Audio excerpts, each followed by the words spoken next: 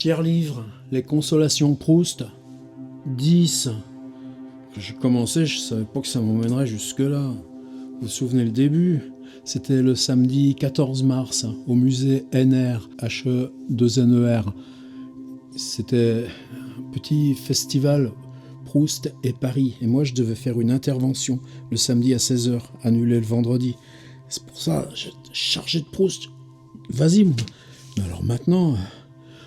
Oh, ça s'arrêtera quand? Alors, je me suis souvenu d'une page. On est tous à le dire, peut-être plus nous ici en province. C'est ce silence qui se refait, pour ceux de ma génération, les sensations d'enfance qui reviennent à ce silence. Les oiseaux, le vent, le bruit de la ville fini, l'intérieur même de la maison, quelque chose qui s'immobilise. Et ça m'a fait souvenir de Doncières. Alors vous savez, Doncières, c'est un moment particulier, bref, dans la recherche. Disons que sur les 8 chambres qui donnent les grandes étapes du livre, Doncières, c'est une chambre, même s'il y en a 2 à l'intérieur. Il y a dormir chez Saint-Loup et dormir à l'hôtel. Mais dans cette petite partie resserrée, donc le narrateur vient passer une semaine dans la ville où son copain Saint-Loup est militaire en garnison. Dans la vie réelle de Proust, c'est quelque chose qui me touche aussi un petit peu, puisque on n'est pas en Normandie, comme le dit explicitement La recherche du temps perdu, mais il s'agit d'Orléans. Et les descriptions du pont d'Orléans, de ce régiment qui traverse le pont, évidemment, pour moi, c'est une autre gamme d'échos. Important Doncières, à cause de cette concentration sur une semaine, il va y avoir au moins 3 figures, ce qui concerne Saint-Loup, ce qui concerne la caserne, ce qui concerne l'hôtel. Ça peut-être dès demain, on va y aller voir, parce que c'est très étrange, très fantomatique, presque fantastique.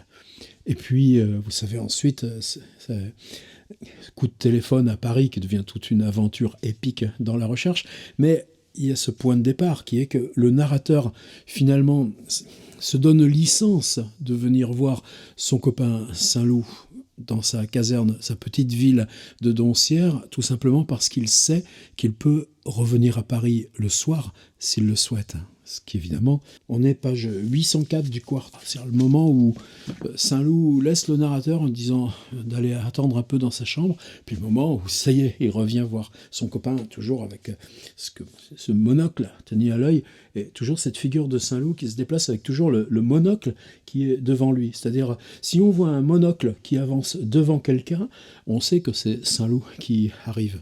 Le petite bizarrerie qu'on aime bien, chez Montmarcel. Allez, page mystère, page magnifique.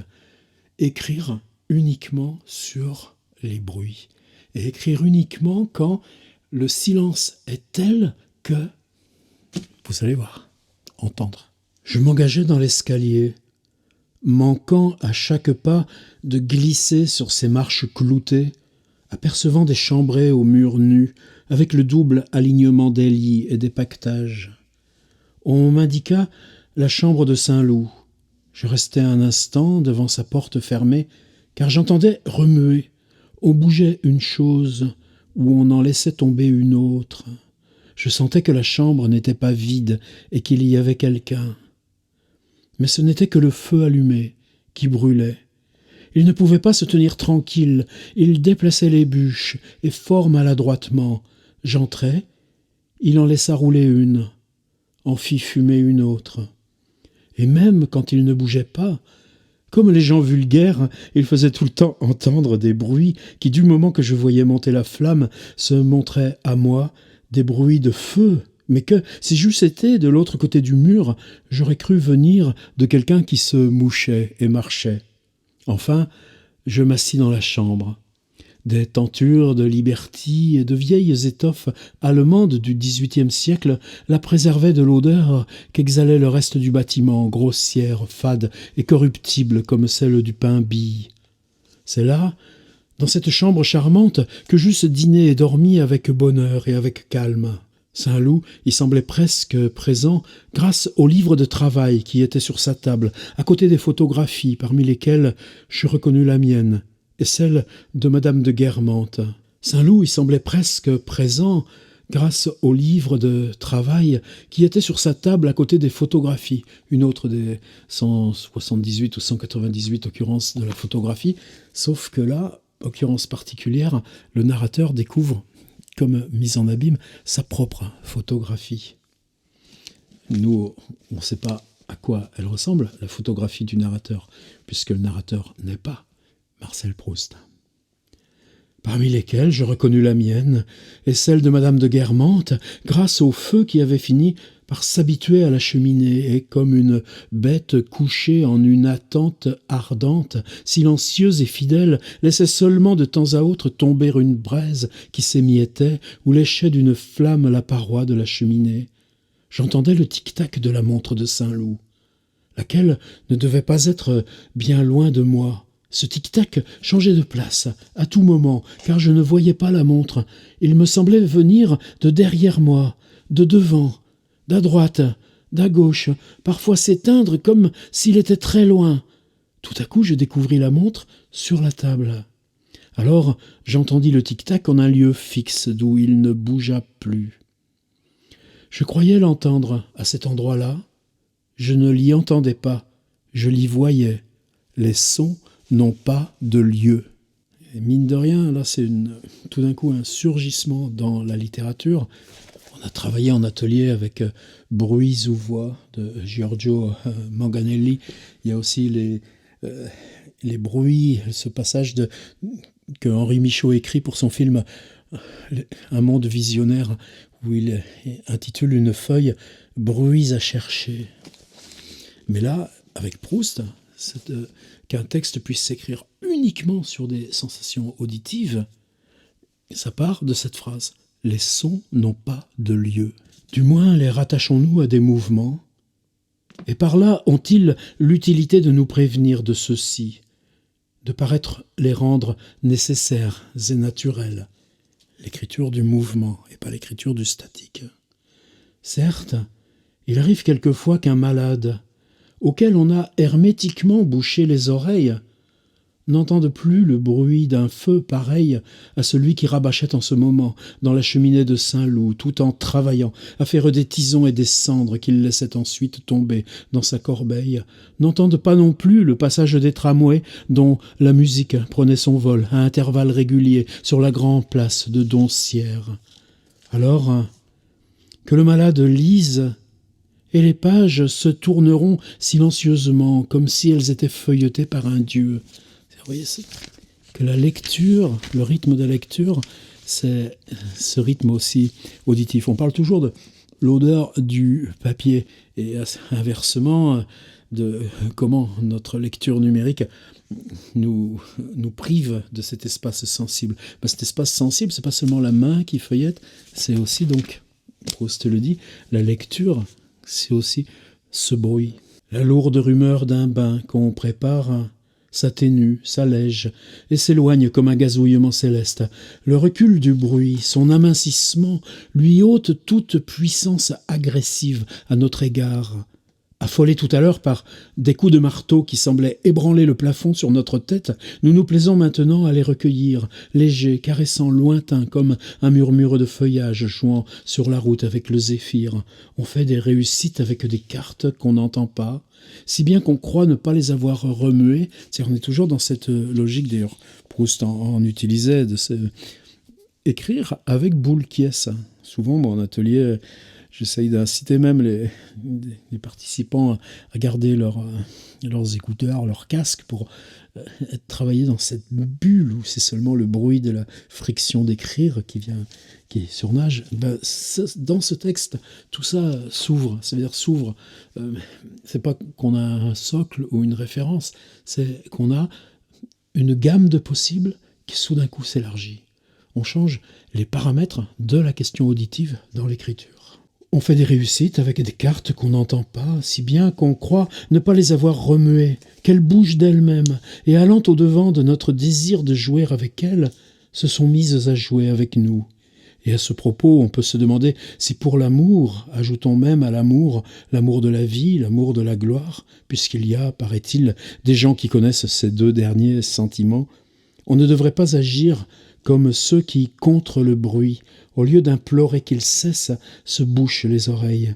Et à leur imitation, reporter notre attention, notre défensive en nous-mêmes, leur donner comme objet à réduire, non pas l'être extérieur que nous aimons, mais notre capacité de souffrir pour lui. Pour revenir au son, qu'on épaississe encore les boules qui ferment le conduit auditif, elles obligent au pianissimo, la jeune fille qui jouait au-dessus de notre tête un air turbulent. Qu'on enduise une de ces boules d'une matière grasse, aussitôt son despotisme est obéi par toute la maison, ses lois mêmes s'étendent au dehors, le pianissimo ne suffit plus, la boule fait instantanément fermer le clavier, et la leçon de musique est brusquement finie. Le monsieur qui marchait sur notre tête cesse d'un seul coup sa ronde, la circulation des voitures et des tramways est interrompue comme si on attendait un chef d'État. Et cette atténuation des sons trouble même quelquefois le sommeil au lieu de le protéger. C'est-à-dire l'absence de bruit devient encore, elle aussi, à son tour, un motif.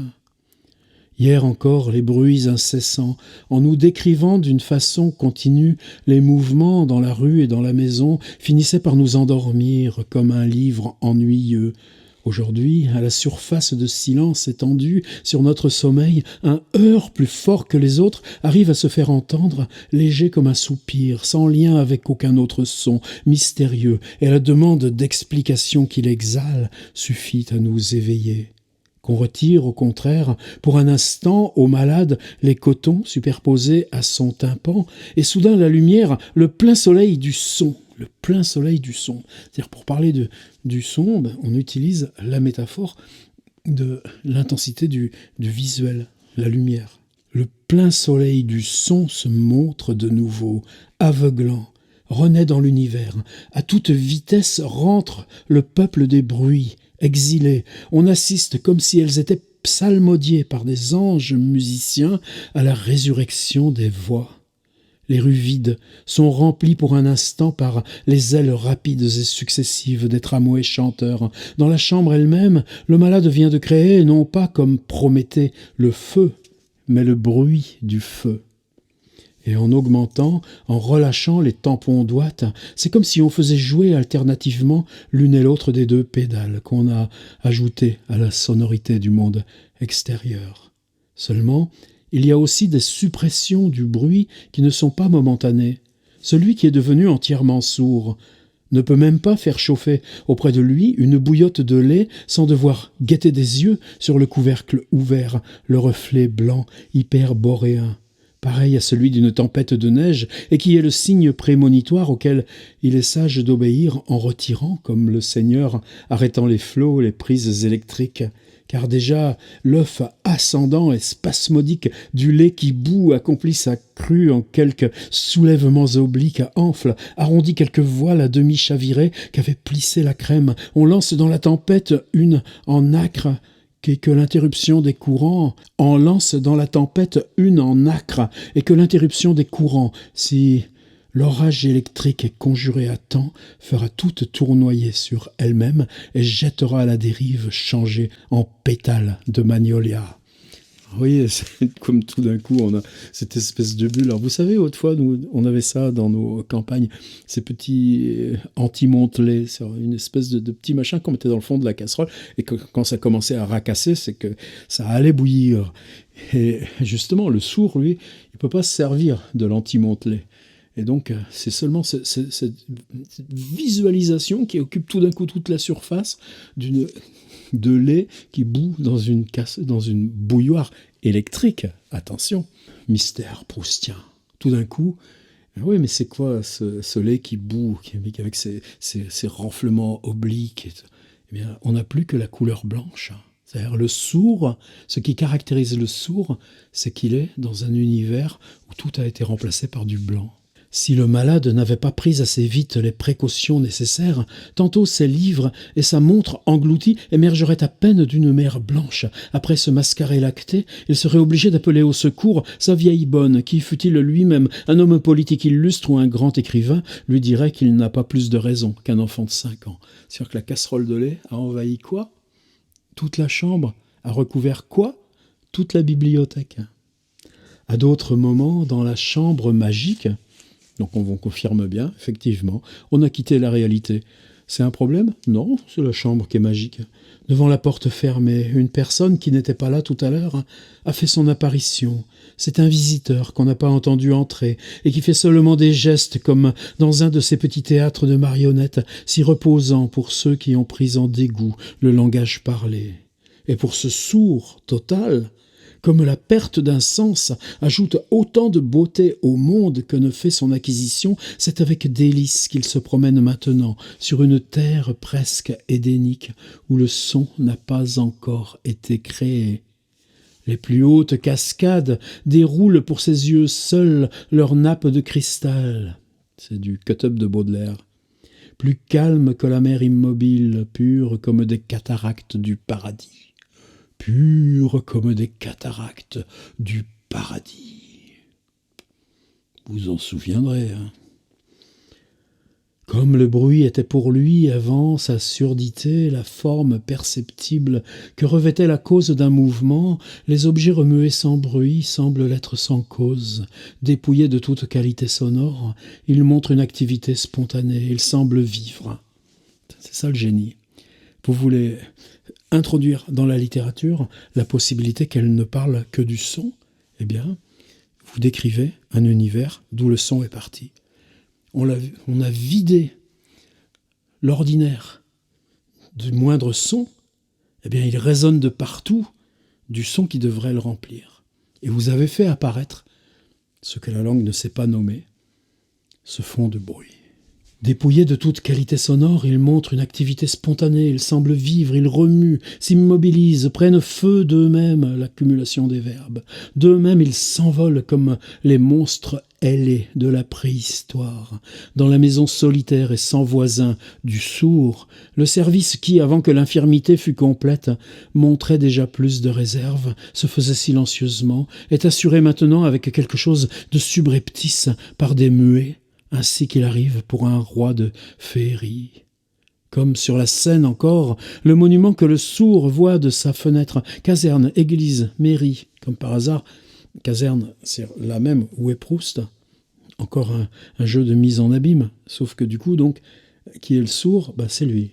N'est qu'un décor, si un jour il vient à s'écrouler, il pourra émettre un nuage de poussière et des décombres visibles, mais moins matériel même qu'un palais de théâtre dont il n'a pourtant pas la minceur, il tombera dans l'univers magique sans que la chute de ces lourdes pierres de taille ternisse de la vulgarité d'aucun bruit la chasteté du silence. Celui, bien plus relatif, qui régnait dans la petite chambre militaire où je me trouvais depuis un moment, fut rompu, la porte s'ouvrit, et Saint-Loup, laissant tomber son monocle, entra vivement. Ouais, comme cette question où Proust retombe sur ses pattes. Chambre magique, c'est en haut de la page. On retombe ici sur cet univers magique sans que la chute. Mais ce qui chute, c'est tout un univers de pierres de taille qui est justement la caserne, la mairie, les maisons, c'est-à-dire justement ce qui l'entoure. C'est-à-dire c'est la réalité même qui s'effondre, qui tombe, qui se volatilise en poussière parce qu'elle n'était que théâtre, elle n'était que décor. Tout ça est au point. À demain.